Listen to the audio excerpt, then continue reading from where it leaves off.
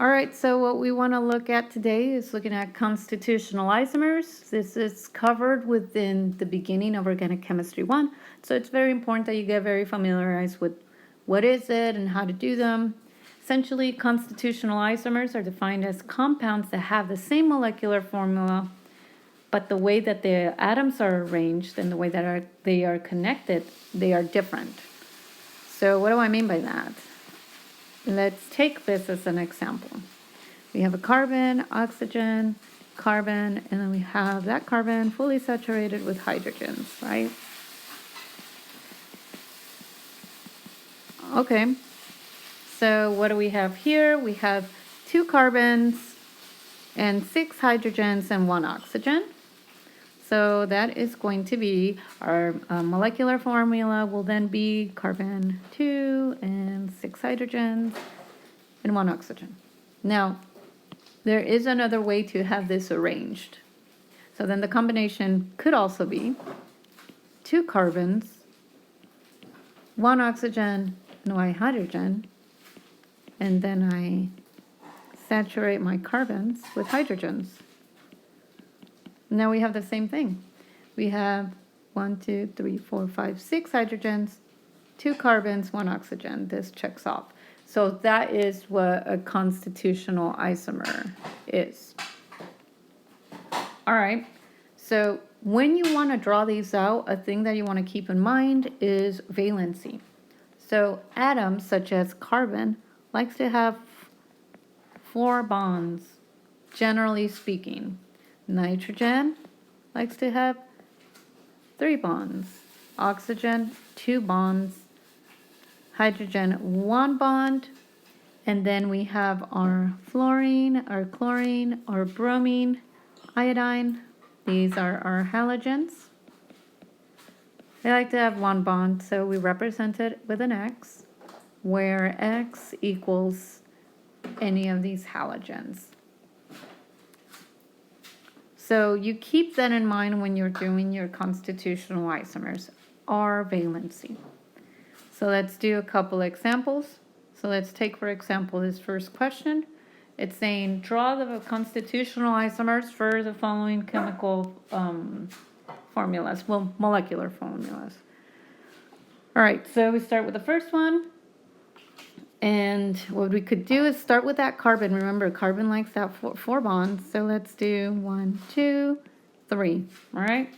And now we're going to surround it by its 4 bonds.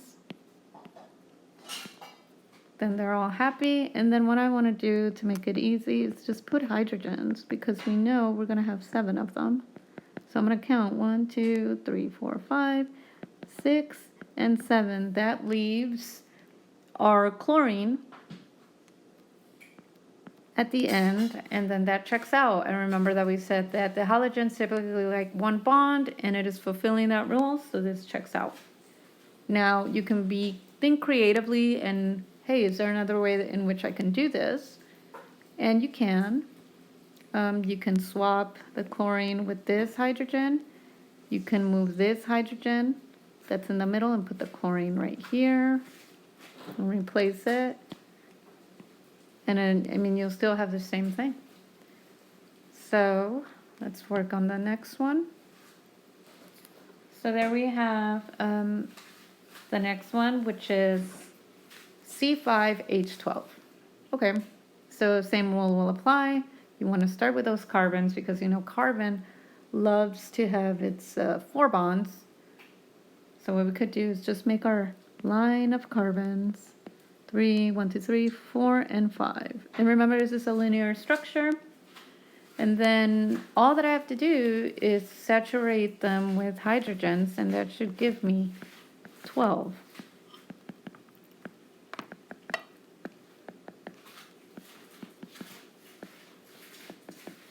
Okay.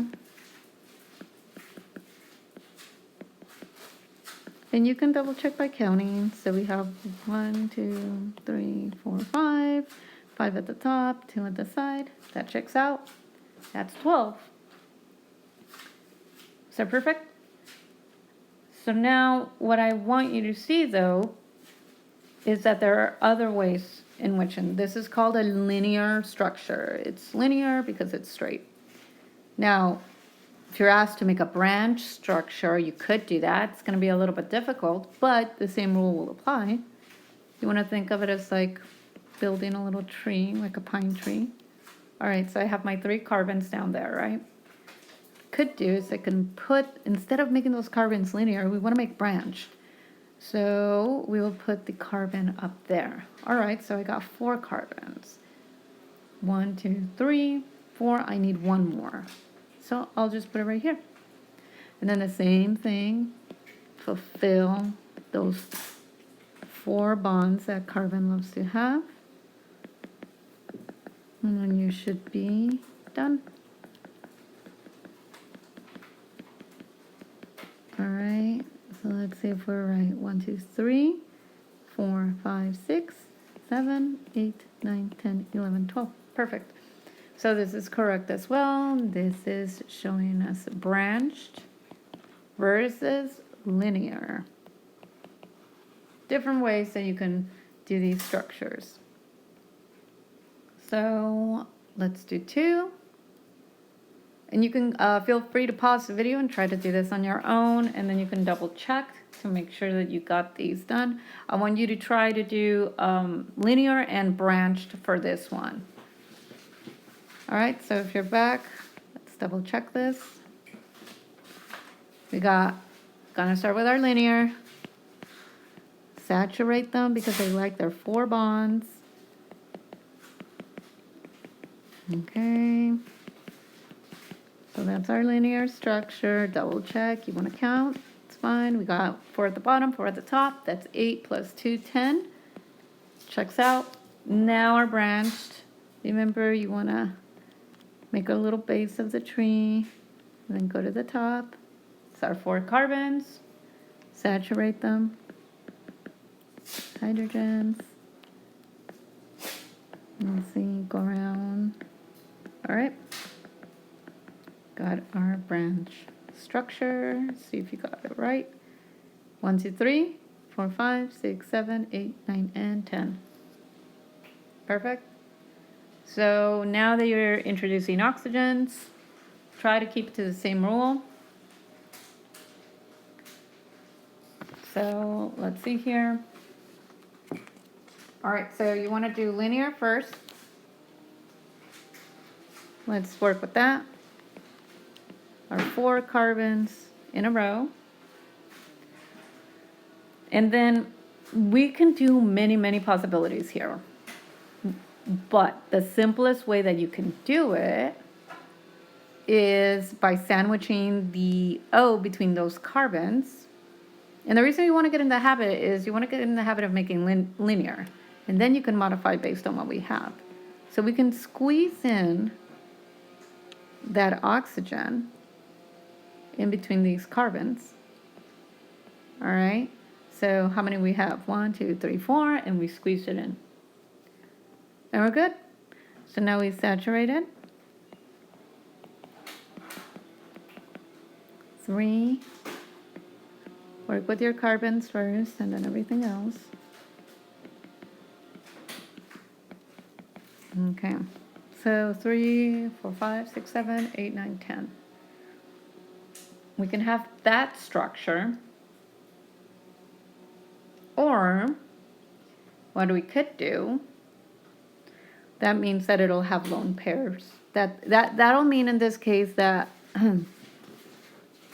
that oxygen will have lone pairs, so don't worry if you don't, because we're not violating the octet rule. There's a total of 8 electrons on that oxygen. What we could do as well is we can push that oxygen towards the end. If you wanna keep, no, you say, no, I wanna keep my carbon linear, because it makes it easier for your brain to understand it this way, that's fine. You can push that oxygen towards the end. If you do so, you will see that when you saturate your carbons,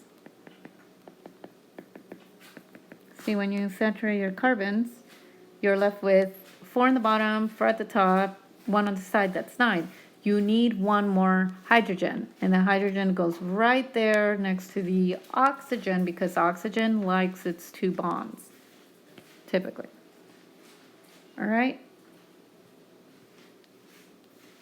And now there's more ways to do this. We can split these 2 carbons, right? If I wanted to, I can split these 2 carbons and these 2 carbons on the left, these 2 carbons on the right, and I can sandwich the oxygen in between them. I can also branch it. So let's do a little bit of a challenge problem. Take this compound here, molecular formula C4H10, and branch it. Try to branch it, and then come back to double check to see if you got it right, or to see if you came up with the same way of branching it as I did. Okay, so let's branch it. Let's take that same idea here of pushing the OH to the side, and let's branch. So remember, we have our base. How many carbons? We have 4. Okay, no problem. So we have our little triangle here as the base, and we want to saturate our carbons. Okay, we saturated them. And now we said that we wanted to have a part in which the OH was kind of on an island of its own. And we can do that with this hanging carbon. O, and then the O needs another bond, so we have that H. Oops. Perfect. And then we count the carbons. That's 3, 6, 7, 8, 9, and 10. So this works as a branch structure. Now there are other ways to branch it. You can put that OH,